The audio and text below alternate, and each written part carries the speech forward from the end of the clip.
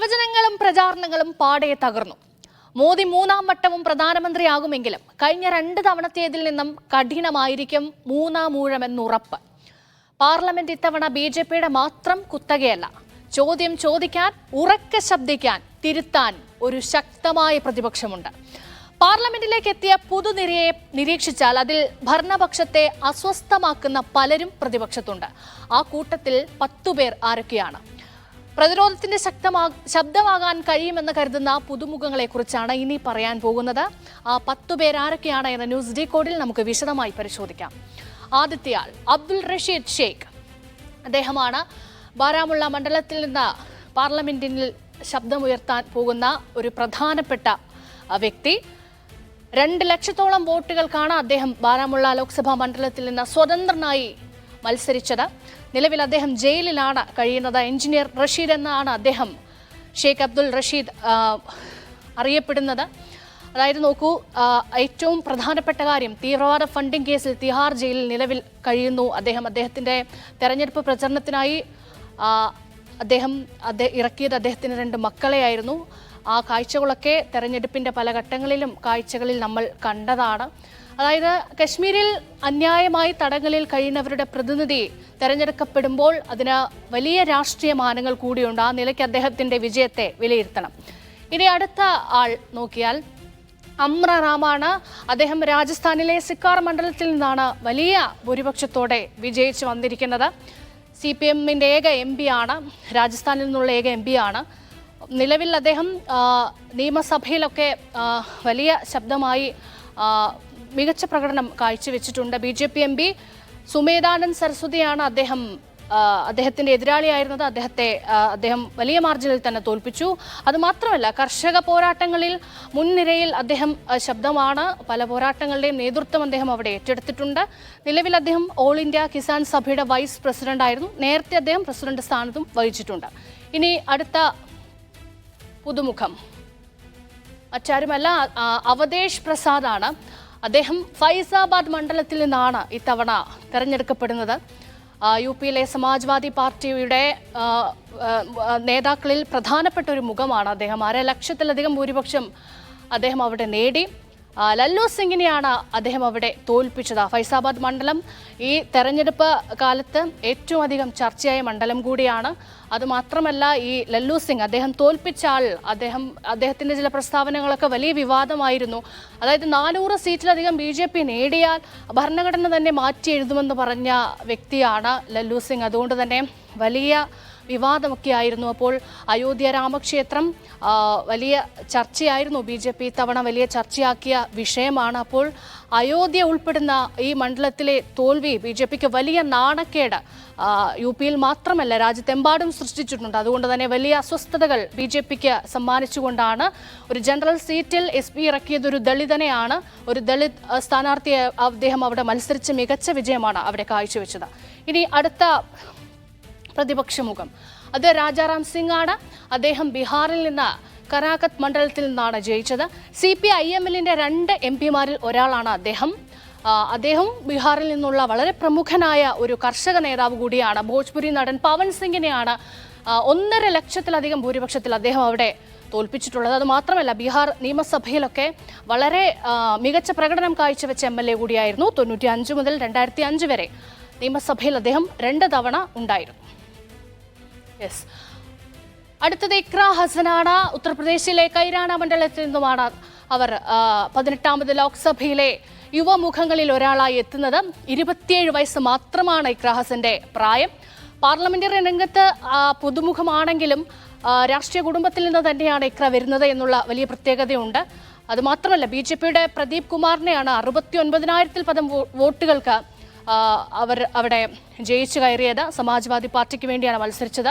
അതുമാത്രമല്ല, ഈ മണ്ഡലത്തിൻ്റെ ഒരു പ്രത്യേകത എന്ന് പറയുന്നത് മുസാഫർ നഗർ കലാപം മുതൽ ജാട്ട് മുസ്ലിം തർക്കങ്ങളൊക്കെ സംഘർഷഭൂമിയാക്കിയ ഒരിടമാണ്, ഒരു മണ്ഡലമാണ് കൈരാന എന്ന് പറയുന്നത്. അപ്പോൾ അവിടുത്തെ BJP അവരുടെ ഉത്തർപ്രദേശ് ആധിപത്യം സ്ഥാപിച്ചെടുക്കുന്നതിന് ഇത്തരം കലാപങ്ങൾ വലിയ കാരണമായിട്ടുണ്ട്. അതിൻ്റെ ഒരു അനന്തരഫലമൊക്കെ ആയിരുന്നു BJP-യുടെ ഇത്രയും നാളുമുള്ള അവിടുത്തെ ഒരു പ്രകടനമൊക്കെ. അതുകൊണ്ട് തന്നെ ഈ കൈരാനയിലെ തോൽവി ബി ജെ പിക്ക് വലിയ ആഘാതം തരുന്നു എന്നുള്ള കാര്യത്തിൽ യാതൊരു തർക്കങ്ങളുമില്ല. അതുമാത്രമല്ല, വലിയ വിദ്യാഭ്യാസ യോഗ്യതയുള്ള ഒരു MP കൂടിയാണ് ഇത്തവണ പാർലമെന്റിൽ ഉണ്ടാവുക. ലണ്ടനിലെ SOS യൂണിവേഴ്സിറ്റിയിൽ നിന്ന് ഇന്റർനാഷണൽ പൊളിറ്റിക്സ് ആൻഡ് ലോയിലൊക്കെ ബിരുദവും ബിരുദാനന്തര ബിരുദവും ഒക്കെ നേടിക്കൊണ്ടാണ് ഇഖ്ര ഹസൻ ഇത്തവണ പാർലമെന്റിന്റെ പ്രതിപക്ഷ ശബ്ദമാകാൻ ഒരുങ്ങുന്നത്. ഇനി അടുത്തയാൾ രാജ്കുമാർ റോത്താണ്, ബൻസ്വാര മണ്ഡലം, രാജസ്ഥാൻ. ഈ ബൻസ്വാര മണ്ഡലത്തെക്കുറിച്ച് നമ്മൾ നിരന്തരം ഈ തെരഞ്ഞെടുപ്പ് കാലത്ത് കേട്ടതാണ്.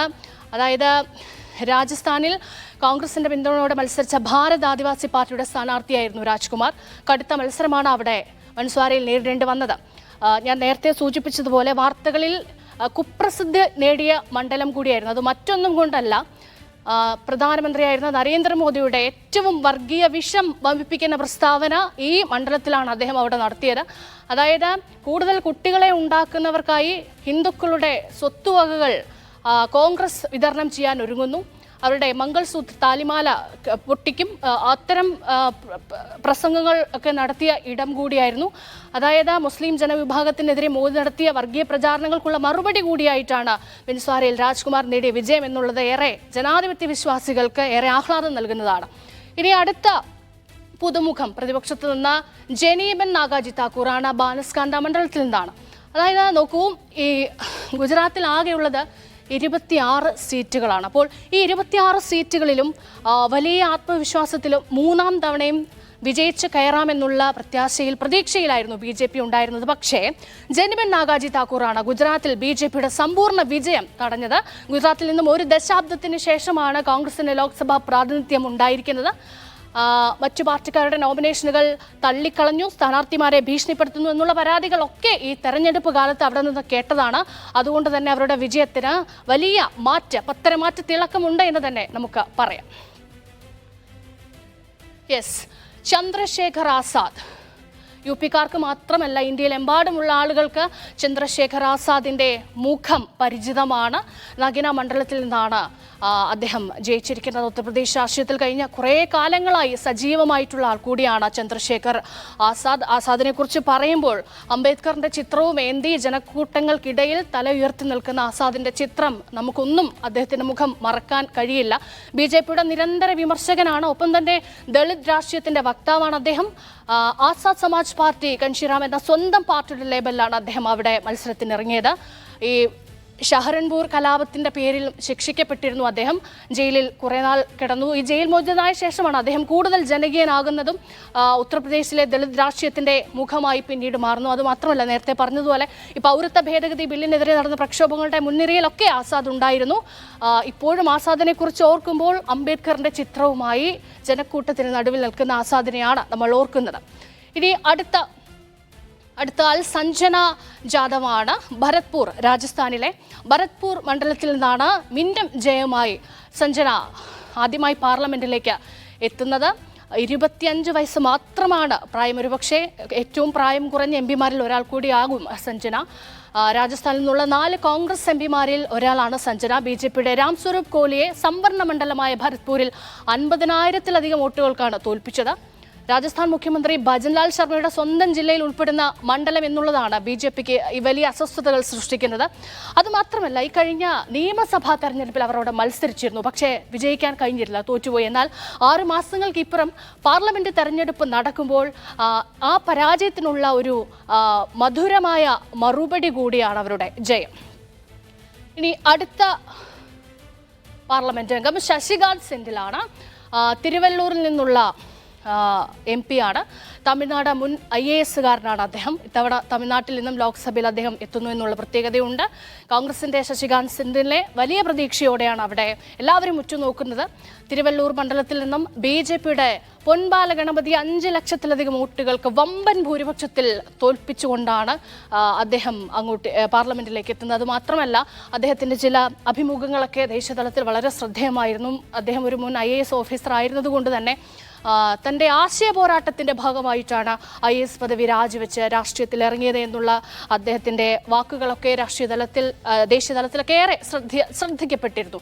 അതുകൊണ്ട് തന്നെ വലിയ പ്രതീക്ഷയോടെ ഈ MP-മാരൊക്കെ പാർലമെന്റിലേക്ക് എത്തുകയാണ്. ഇവരുടെ പ്രകടനത്തിൽ മികച്ച പ്രതീക്ഷ രാജ്യം കാത്തിരിക്കുന്നു. വലിയ പ്രതീക്ഷയോടെ ഈ പുതുമുഖങ്ങളെ ഉറ്റുനോക്കുകയാണ്. പ്രതിപക്ഷത്തിന്റെ ഉറച്ച ശബ്ദമാകാൻ, നിലപാടുകൾ പറയാൻ, സർക്കാരിനെ തിരുത്താനൊക്കെ ഇവർക്ക് കഴിയട്ടെ എന്ന് ആശംസിക്കുന്നു.